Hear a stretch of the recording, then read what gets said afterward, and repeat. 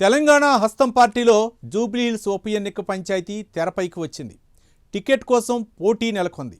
జూబ్లీహిల్స్ బరిలో నేనే ఉంటా అంటూ ఒకరు ప్రకటన చేస్తుంటే, లేదు ఈసారి టికెట్ మాకే వస్తుందని మరికొందరు ఆశిస్తున్నారు. ఇంతకీ జూబ్లీహిల్స్ బరిలో హస్తం పార్టీ నుండి ఉప ఎన్నిక బరిలో ఉండేది ఎవరు?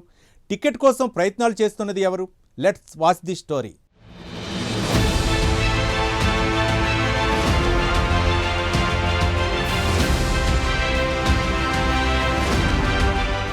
తెలంగాణలో ఉప ఎన్నిక రానుంది. జూబ్లీహిల్స్ ఎమ్మెల్యే మాగంటి గోపీనాథ్ ఇటీవలే అనారోగ్యంతో మృతి చెందిన విషయం తెలిసిందే. దీంతో ఈ సంవత్సరం డిసెంబర్ చివరి వరకు ఉప ఎన్నిక వస్తుంది.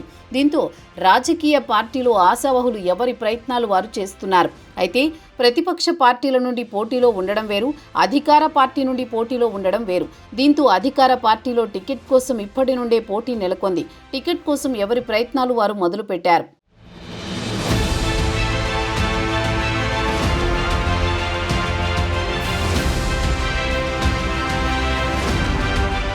2023 అసెంబ్లీ ఎన్నికల్లో జూబ్లీహిల్స్ నుండి కాంగ్రెస్ తరపున ఎమ్మెల్యేగా అజహరుద్దీన్ పోటీ చేశారు. అయితే మాగంటి గోపీనాథ్ చేతిలో ఓటమి పాలయ్యారు. అయితే మాగంటి మరణంతో ఉప ఎన్నిక వస్తుండటంతో మరోసారి జూబ్లీహిల్స్ నుండి టికెట్ ఆశిస్తున్నారు అజహరుద్దీన్.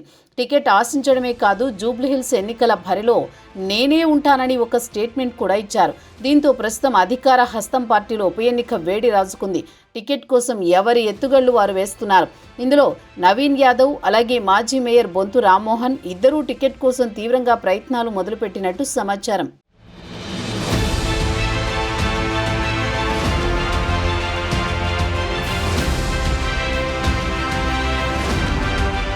నవీన్ కుమార్ యాదవ్ చిన్న శ్రీశైలం యాదవ్ కుమారుడు. గతంలో కూడా జూబ్లీహిల్స్ బరిలో ఎమ్మెల్యేగా ఎంఐఎం పార్టీ తరపున పోటీ చేసి ఓటమి పాలయ్యారు. అయితే నవీన్ యాదవ్ 2023 ఎన్నికల కంటే ముందే కాంగ్రెస్ పార్టీ తీర్థం పుచ్చుకున్నారు. 2023 అసెంబ్లీ ఎన్నికల్లో జూబ్లీహిల్స్ టికెట్ సైతం ఆశించారు. కానీ అప్పటి పరిస్థితుల్లో హస్తం పార్టీ మొహమ్మద్ అజహరుద్దీన్కి టికెట్ ఇచ్చింది. దీంతో ఈ ఉప ఎన్నికల్లో టికెట్ తనకే వస్తుందని ఎంఐఎం నుండి పోటీ చేసిన అనుభవం, లోకల్ క్యాండిడేట్, యాదవ సామాజిక వర్గం కావడంతో టికెట్ తనకే వస్తుందనే గట్టి ఆశలో ఉన్నారు నవీన్ యాదవ్.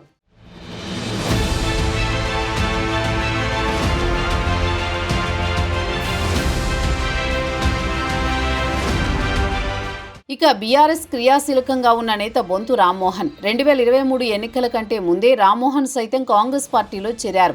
అసెంబ్లీ ఎన్నికల్లో ఉప్పల్ నియోజకవర్గం నుండి టికెట్ ఆశించారు. కానీ అప్పటికే హస్తం పార్టీలో పోటీ ఎక్కువ నెలకొనడంతో టికెట్ దక్కలేదు.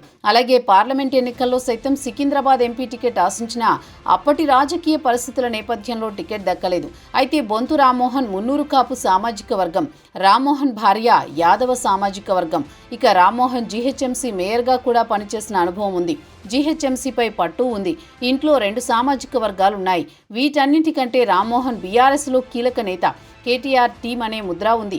అలాంటి నాయకుడు ఎన్నికల కంటే ముందు బీఆర్ఎస్ తీరును వ్యతిరేకించి ప్రతిపక్ష పార్టీగా ఉన్న కాంగ్రెస్లో చేరారు. దీంతో బొంతు రామ్మోహన్ సైతం జూబ్లీహిల్స్ ఎమ్మెల్యే టికెట్ కోసం బలంగా ఆశిస్తున్నట్టు సమాచారం.